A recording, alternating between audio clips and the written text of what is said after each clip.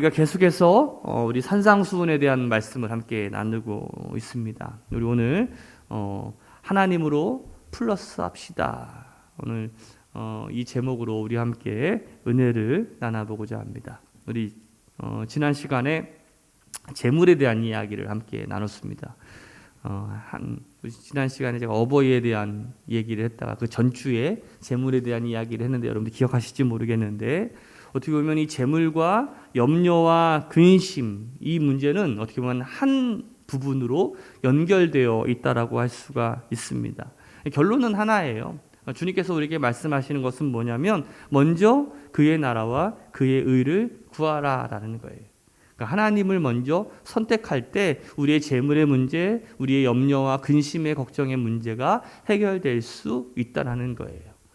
이것만 잘하면 우리가 설교를 여기서 끝내면 되는데, 그게 안 돼서 우리가 함께 좀 말씀을 좀 나눠봤으면 좋겠는데요. 믿음의 반대말이 있습니다. 여러분, 믿음의 반대말이 뭐냐면 염려와 근심이라는 거예요.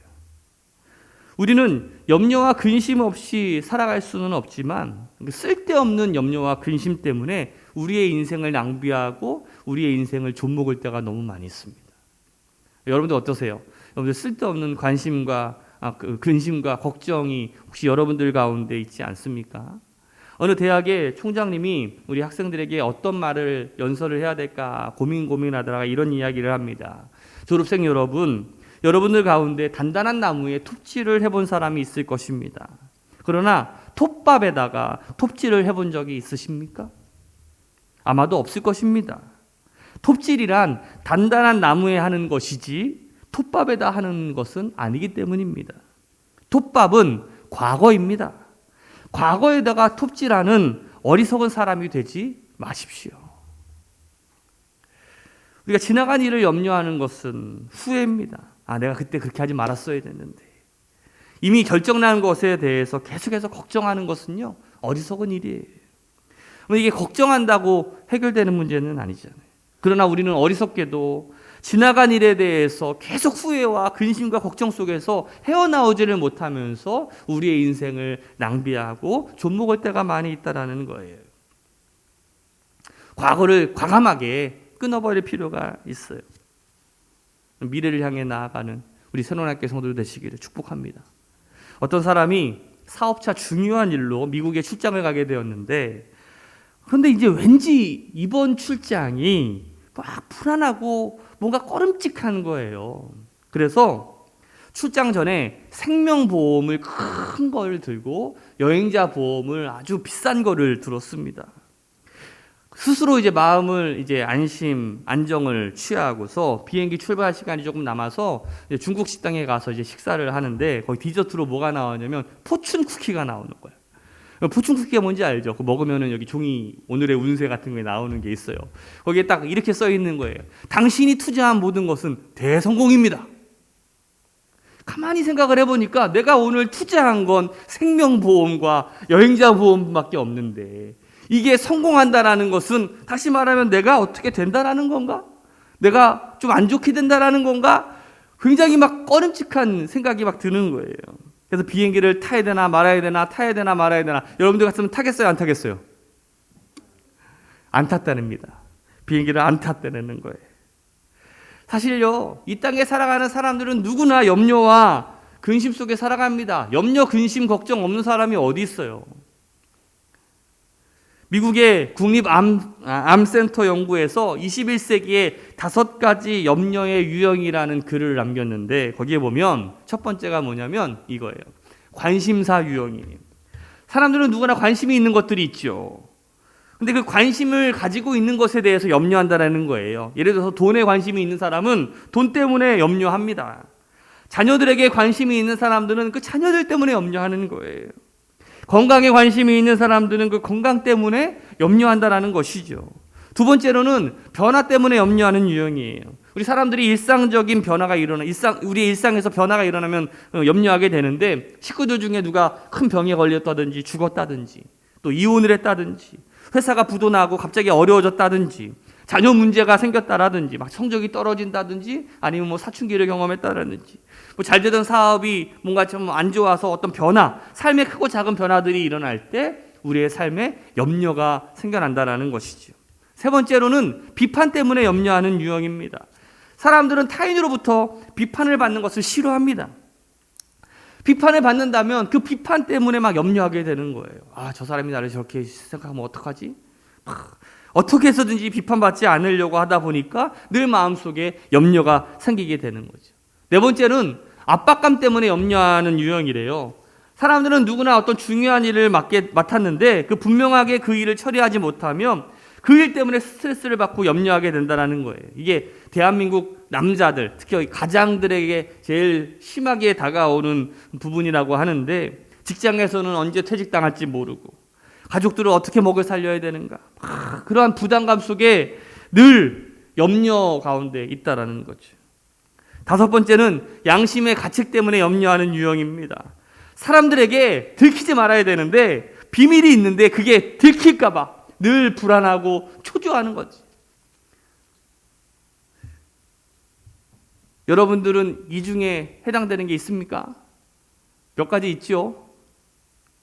어떤 목사님의 글을 보니까 염려에 대해서 되게 재미난 그 논지를 써 놓으셨어요. 그래서 제가 거기에 굉장히 큰 공감을 하면서 이렇게 고개를 딱 끄덕였는데, 왜 사람들이 염려하는가라는 거예요. 왜 사람들이 염려할까? 첫 번째로 큰일이 없어서 그렇대요. 큰일이 없어서. 이게 무슨 말인가 봤더니요, 사람이 살아가는데 큰일이 없으면 작은 일 때문에 염려를 한다는 거예요. 작은 일 때문에. 그러다가 막상 큰일이 벌어지면 그동안 작은 일로 염려했던 것들을 다 그냥 잊어버린다는 거예요. 사람이 참 묘한 존재라는데, 사람들이 근심하고 걱정하는 것들을 가만히 보면 시시한 일 가지고 근심 걱정하는 경우가 굉장히 많이 있대요. 예를 들어서 우리 아이들이 공부하지 않는다고 걱정합니다.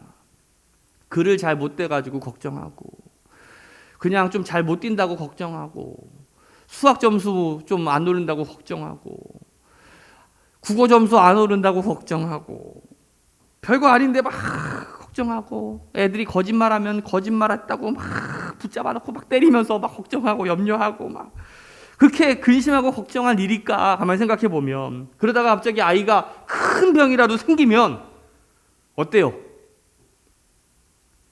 그동안 뭐 공부까짓 거 못하면 어때? 건강하기만 하면 되지, 그렇죠? 뭐 수학 점수 5점 맞으면 무슨 괜찮냐? 괜찮죠? 건강하기만 하면 되지. 뭐 거짓말하든 뭐하든 간에 건강하게만 자라다오. 무언가 큰 일이 생기면 그 작은 일들은 다 사소한 것으로 묻혀진다라는 거예요. 집집이 보면 형제들이 별것도 아닌 문제 가지고 많이 싸웁니다. 가만히 보면 형제가 많은 집안에 먹을 거 가지고 많이 싸우잖아요. 냉장고에 있는 아이스크림을 내 건데 왜 네가 먹었냐. 머리끄댕이 자꾸 막 별거 아닌 거 가지고 막 싸울 때가 굉장히 많이 있는데, 그러다가 아버지가 덜컥 큰 병에 걸리고 병원에 입원하면 아이스크림이 됐습니까? 삼겹살이 됐습니까? 그렇죠? 그 큰일이 벌어지게 되면 작은 일들은 다 시시한 걸로 다 묻혀지게 된다는 거예요. 그래서 가끔 하나님께서 우리 인생에 큰 일을 가끔 하나씩 뻥뻥 주시는지도 모르겠어요. 두 번째로는 사람들이 너무 편해서 그렇대요. 이게 무슨 말인가 봤더니, 사람들이 너무 편하면 움직이지를 않는데, 움직이지를 않고 가만히 있으면 걱정도 많아진다는 거예요. 잡념도 많아진다는 거죠. 사람이 바쁘게 움직이고 살아가야 되는데 그렇지 않고 너무나 편하니까 염려가 많고 쓸데없는 생각들이 많아진다는 거예요. 요즘 제가요, 이 코로나 시대를 맞이하면서 좀 한가해졌어요, 사실. 왜냐면 뭐 신방을 갈 수 있어, 뭘 할 수 있어, 사실 어떤 제약들이 굉장히 많이 있잖아요. 그러니까 자꾸 딴 거래. 드라마도 갑자기 보기 시작하고, 사랑의 불시착을 또 보고, 대사를 아예 외우겠어 막. 그래서 제가 요즘 제 스스로에게 계속해서 끊임없이 이런 얘기를 해요. 거룩한 일에 분주해라. 김태훈, 거룩한 일에 분주해야 돼. 자신의 삶에 대해서 최선을 다하고 열심히 사는 것이 굉장히 중요합니다. 모든 것이 그런 건 아니지만 한가함이 어떤 근심을 우리에게 가져다 줄 수 있다라는 거예요. 재미있는 통계가 있습니다. 정신병 환자가 누가 더 많이 걸리는가? 여러분들 남자가 더 많이 걸릴 것 같아요? 여성들이 더 많이 걸릴 것 같아요? 여성들이 더 많이 걸린대요. 여자 중에서도 자녀가 많은 여인과 자녀가 적은 여인 중에 누가 더 많이 걸릴 것 같아요? 자녀가 적은 여인이 훨씬 더 많이 걸린대요. 우리 전 집사님은 걱정하지 않으셔도 돼요. 정신병 걸릴 염려는 없어요. 결혼하지 않은 여자보다 결혼한 여자보다 결혼하지 않은 여자가 정신병이 걸릴 확률이 훨씬 더 높고요. 그리고 가난한 사람보다 부자가 훨씬 더 확률이 높고 바쁜 사람보다 한가한 사람이 훨씬 더 정신병에 걸릴 확률이 높다는 거예요. 사람이 시간이 많고 한가하면 쓸데없는 문제를 가지고 근심하게 되고 걱정하게 됩니다. 그냥 한가하니까 모여가지고 잡담하면서 이 사람 씹고 저 사람 씹고 막 그러는 거죠. 남의 흉 보고 그러는 거 아니겠습니까? 바쁘면 그렇게 하겠어요? 25절 말씀 보니까 같이 한번 읽어봅시다. 그러므로 내가 너희에게 이르노니 목숨을 위하여 무엇을 먹을까 무엇을 마실까 몸을 위하여 무엇을 입을까 염려하지 말라. 목숨이 음식보다 중하지 아니하며 몸이 의복보다 중하지 아니하냐. 오늘 우리에게 언제 염려거리가 찾아오냐면 우리가 원하는 것을 어떤 필요가 채워지지 않을 때, 그때 우리에게 근심과 걱정과 염려가 옵니다. 사실 우리의 염려가 대부분을 보면 먹는 것, 마시는 것, 입는 것, 요 수준이에요. 여러분들 우리가 계속해서 산상수훈에 대한 말씀을 나눠보고 있는데 산상수훈이 다 그렇듯이 우리의 신앙의 깊이를 조금만 더하면 깨달을 수 있는 것들이 있어요. 평범함을 넘어서는 신앙이 어떻게 보면 바로 산상수훈의 핵심이라고 할 수가 있거든요. 모자랄 때 염려하며 하나님께 구하는 것이 지금까지 우리가 알고 있던 신앙입니다. 그렇죠? 그리고 우리에게 채워주시는 것을 감사하며 또 감사의 제사를 드리는 것이 상식적인 우리의 신앙인데 오늘 본문의 말씀 다시 한번 보세요. 그러므로 내가 너에게 이르노니 목숨을 위하여 무엇을 먹을까 무엇을 마실까 몸을 위하여 무엇을 입을까 염려하지 말라.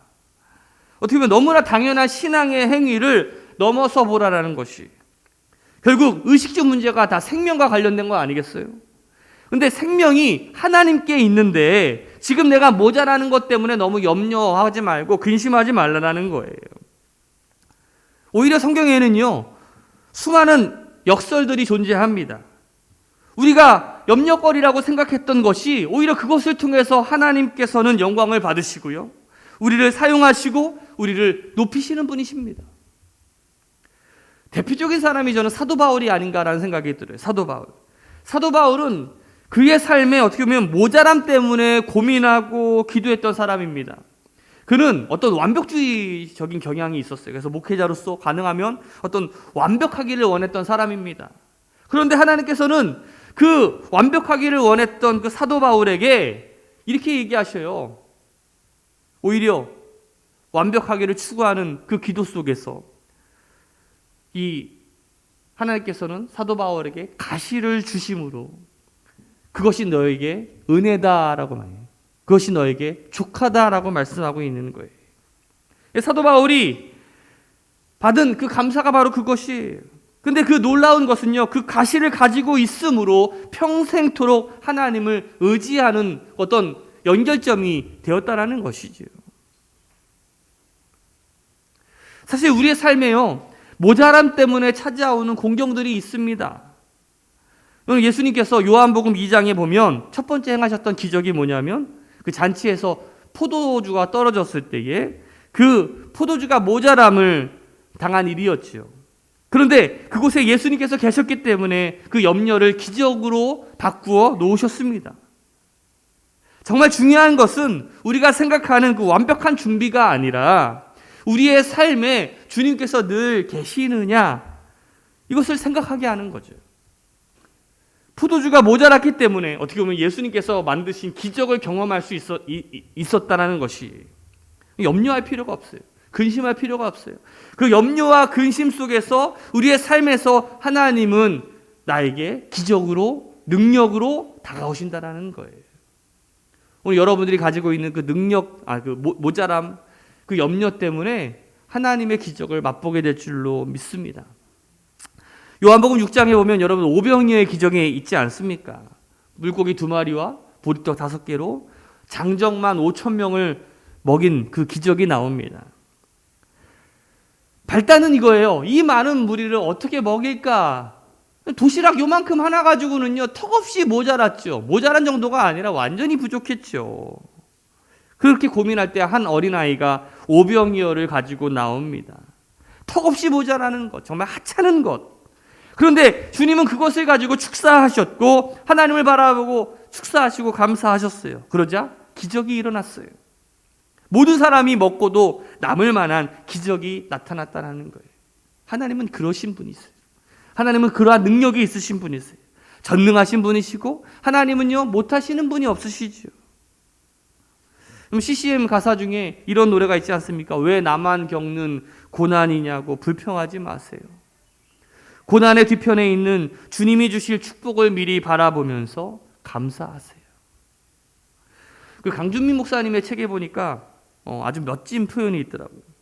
하나님이 지체하실 때 더욱 큰 기적을 예비하고 계십니다. 하나님이 우리가 구하는 것을 잠시 거절하실 때 더 좋은 것을 예비하고 계시다라는 것. 저는 우리 새로운학교 성도들이 이 비밀을 우리가 깨달으며 나아가는 성도들 되시기를 주님의 이름으로 축복합니다. 우리 28절 말씀 같이 한번 읽어봅시다. 시작. 또 너희가 어찌 의복을 위하여 염려하느냐. 들의 백합화가 어떻게 자라는가 생각하여 보라. 수고도 아니하고 길쌈도 아니하니라. 여러분들 우리가 가끔 이렇게 전 봄에 이렇게 숲이나 어떤 시민의 숲이나 이렇게 길가에 가다 보면은 이렇게 막 이름 모를 막 꽃들이 피어나는 거가 참 신기하지 않습니까? 제일 신기한 거는 이 아스팔트 가운데 거기를 뚫고 막 나오는 꽃들이 있어요. 너무 신기한 것 같아요. 어떻게 그렇게 강인한 힘들이 있어가지고 그 두꺼운 아스팔트를 뚫고 나오는가? 오늘 들의 백합화가 어떻게 자라는가 생각하여 보라라고 주님께서 우리에게 말씀하고 있는데 여기에서 이 생각하라라는 말을 보면 원어로 보면 카타 만다노라는 뜻이에요. 카타라는 말은 철저하게라는 뜻이고 만다노라는 뜻은 말을 배운다라는 뜻이거든요. 다시 말하면 철저하게 배운다라는 뜻이거든요. 이 말은 믿음으로 생각하라라는 의미가 있습니다. 들의 백합화가 어떻게 자라는가 한번 생각해 보라는 거예요. 우리의 염려로 들의 백합화가 자랄까? 우리 딸내미가요 학교에서 강낭콩 씨를 가지고 왔어요. 씨를 가져다가 화분 요만한 거에다가 이제 심었어요. 한 3개인가 이렇게 딱 심었는데 한 2주 됐나? 맨날 우리 딸내미가 그거 보면서 아빠 얘가 안 자라 안 나와 친구들 거는 나왔는데 안 나와 그거 맨날 징징징징 대는 거야. 아니 기다려봐 뿌리 깊이 박았으니까 잘 자랄 거야. 기다려봐. 또 염려하고 매일 염려해요. 근데 그저께부터 자라나기 시작했어요. 갑자기 어느 순간에 확 자라다더니 지금은 새싹을 쫙 피고 그 모습에 너무나 감격해가지고 너무나 좋아해요. 가만히 보면 염려한다고 나는 게 아니에요. 걱정한다고 자라는 게 아니에요. 사랑하는 새로운학교 성도 여러분, 염려는 하나님이 우리에게 누리라고 주신 행복을 어떻게 보면 빼앗아가는 거예요. 염려는 우리에게 감사를 잃어버리게 하고 행복을 잃어버리게 합니다. 하나님이 우리에게 100가지를 주셨는데 그 염려 하나 때문에 99개의 좋은 행복과 감사를 우리가 놓치면서 살아갈 때가 너무나 많이 있다는 거예요. 오늘 염려와 근심과 걱정 때문에 우리의 행복을 여러분들 놓치지 않으시기를 주님의 이름으로 축복합니다. 30절 말씀 같이 읽어봅시다. 시작. 오늘 있다가 내일 아궁이에 던져지는 들풀도 하나님이 이렇게 입히시거든 하물며 너희일까 보냐 믿음이 적은 자들아.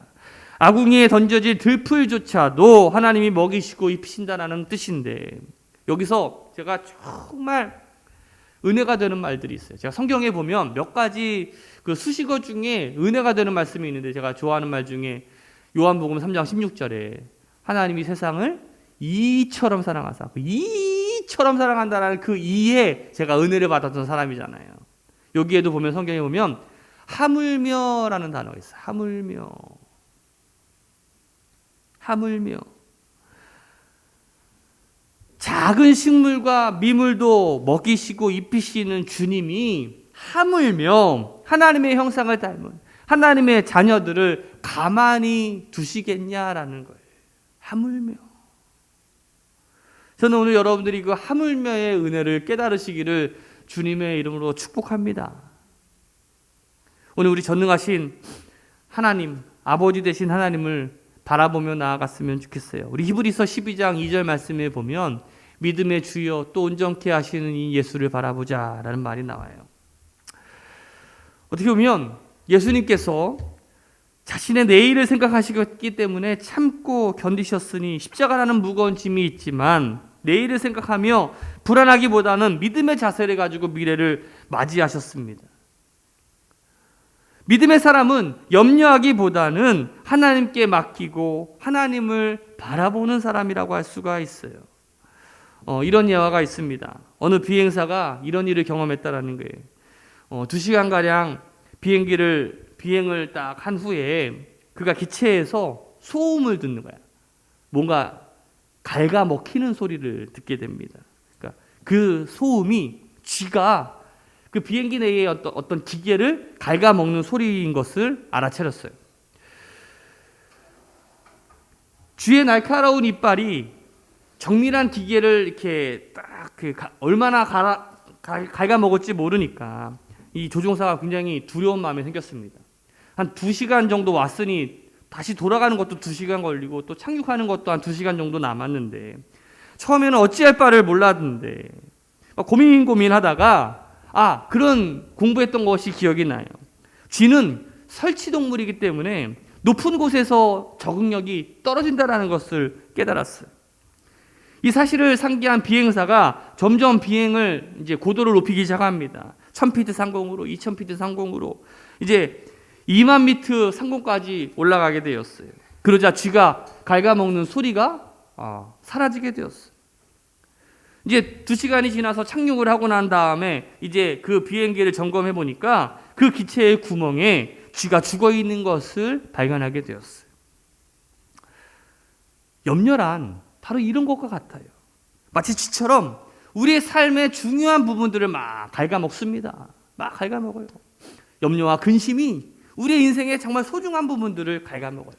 그래서 우리의 인생이 시작도 하기도 전에 날기도 전에 추락하고 가라앉을 때가 너무나 많이 있다라는 거예요. 그때 우리는 어떻게 해야 됩니까? 하나님의 영역으로 올라가야 돼. 하늘로 우리가 올라가야 된다라는 거예요. 지극히 높은 이의 비밀스러운 영역으로 이 염려의 문제를 해결해야 된다는 것이, 우리에게 수많은 염려거리도 하나님 앞에서는 아무것도 아닙니다. 하나님은 우리에게 필요할 모든 것들을 아시는 분이십니다. 그렇죠? 하나님은 우리를 돌보셔요. 그리고 우리에게 깊은 관심을 갖고 계시는 분이십니다. 우리에 대한 자녀의 문제도, 물질에 대한 문제도, 우리의 모든 문제를 하나님께서는 미리 알고 계셔요. 그렇다고 우리가 가만히 있으라는 이야기는 아니에요. 그러니까 우리가 할 일이 있어요. 이게 정말 중요한 이야기인데 우리 33절 말씀 같이 읽어봅시다. 시작. 그런즉 너희는 먼저 그의 나라와 그의 의를 구하라. 그리하면 이 모든 것을 너희에게 더하시리라. 아멘. 주님께서 우리에게 이제 너희들은 믿음의 발자국을 떼라. 옛날 염려거리는 나에게 맡겨버리고 너희는 먼저 그의 나라와 그의 의를 구하라 라고 말씀하고 있어요. 다시 말하면 본질과 가치의 우선순위를 바로 정해서 하나님의 영광을 위해서 무언가 의미 있고 가치 있는 것들을 먼저 하고 그것을 위해서 달려가라 라고 말씀하시는 거예요. 염려라는 단어가 레림나라는 헬라어인데요. 이게 자기 자신의 목을 조른다라는 뜻이 있어요. 염려는 내 스스로의 목을 조르는 일과 똑같다라는 것이죠. 염려와 근심 걱정으로 여러분들 스스로를 죽여서는 안 됩니다. 오늘 하나님을 바라보시며 하나님 바라보며 나아가는 우리 성도들 되시기를 축복합니다. 제니라고 하는 여성이 있었어요. 제니는요, 3가지 특성이 있었는데 키가 굉장히 작았어요. 그리고 엄청나게 뚱뚱했어요. 엄청 못생겼어요. 얼굴에 주근깨도 가득했고 너무 못생겼어요. 하루는 이 아이의 부모가 이 아이가 자는 줄 알고 밖에서 얘기를 하는데 이 아이가 그 이야기를 듣게 되는데 너무나 큰 충격이었어요. 부모가 이렇게 이야기하는 거예요. 아내가 남편에게, 여보, 제니를 어떻게 앞으로 해야 될지 모르겠어요. 저렇게 못생기고 뚱뚱하고 아이들한테, 다른 친구들한테 놀림받는데 세상에 나아가서 무엇을 할 수 있을까요? 차라리 제니가 상처 안 받고 하나님이 일찍 데려갔으면 좋겠어요. 그 이야기를 이 아이가 듣게 됩니다. 그 큰 충격이죠. 제니는 그때부터 5번이나 자살 시도를 합니다. 그러나 하나님은 그때마다 극적으로 그 제니를 살려주셨어요. 이 제니는요, 정말 비참한 삶을 살아가게 됩니다. 가는 곳마다 왕따를 당하고 무시당하며 억지로 고등학교를 졸업하고 대학도 가지 못한 채 그냥 평생 교육원에 들어가게 됩니다. 완전히 낙심한 그에게 크리스천 하나 친구를 만나게 돼요. 그 제니를 만나서 그 제니를 위해서 기도해 주는 진짜 크리스천 친구를 하나 만나게 되는데 그 동료는 제니가 뚱뚱하고 못생겼다고 자신이 죽고 싶다고 그렇게 말할 때마다 하나님은 너를 사랑해 진심으로 그 제니를 위로해 주었어요. 그리고 제니를 자신이 다니는 교회로 데려갔습니다. 시카고 근교에 있는 해먼드 침례교회였는데 그곳에서 이 제니는요, 이제 아름답게 신앙생활을 하고 또 하나님이 자신을 사랑하고 있다라는 마음이 조금씩 생겨나기 시작했어요. 좀 자신감도 갖고 그래서 내가 무언가 교회에 사역을 해야 되겠다 하고 이제 생각을 했어요. 그런데 원체 뚱뚱하고 키도 작고 못생기고 하니까 청년들이나 어른들이나 아니면은 뭐 초등학생들까지는 자꾸 놀리고 그럴까봐 서뜻 다가가지를 못하는 거야. 그래서 유치부 보조 선생님부터 시작합니다. 그런데 하나님께서 이 제니에게 은사를 주셨는데요. 이상하게 이 아이들이 제니를 막 좋아하는 거예요. 아이들이 막 따르기 시작하고 그 교회에서 슈퍼스타예요, 슈퍼스타. 그래서 이제 보조교사를 그만두고 정식 교사가 되었는데 그 유치부가 폭발적으로 부흥하게 됩니다. 정말 새로운 아이디어를 막 하나님께서 주셔서 이제 아예 이 제니라고 하는 여성이 그 유치부의 담당 디렉터가 돼요. 그래서 이 해먼드 침례교회가 세계 최대의 주일학교가 됩니다. 한때 3만 명의 주일학교 학생이 예배를 드리고요. 수백 대의 버스가 운행이 되는 놀라운 일들을 경험하게 되지. 사랑하는 우리 새로운학교 성도 여러분들, 자녀에 대한 부모의 염려가 기우의 정도가 아니라 어떻게 보면 자녀를 망칠 뻔했어요. 결국 우리의 염려를 하나님께 맡기고 나아갈 때 우리의 인생을 붙들고 계신 그 하나님께서 우리의 인생을 책임져 주실 줄로 믿습니다. 우리의 염려와 우리의 근심이 어느 우리를 한 자라도 자라게 하지를 않는다라는 거예요. 우리의 염려와 근심을 내려놓고 우리의 할 일, 다시 말하면 먼저 그의 나라와 그의 의를 구하는 믿음의 사람들이 되시기를 주님의 이름으로 축복합니다. 오늘 여러분들이 가지고 있는 염려와 근심을 딱 말끔하게 그치십시오. 그리고 전능하신 하나님을 바라보시며 나아가는 우리 새로운학교의 성도들 되었으면 좋겠어요. 기도합시다.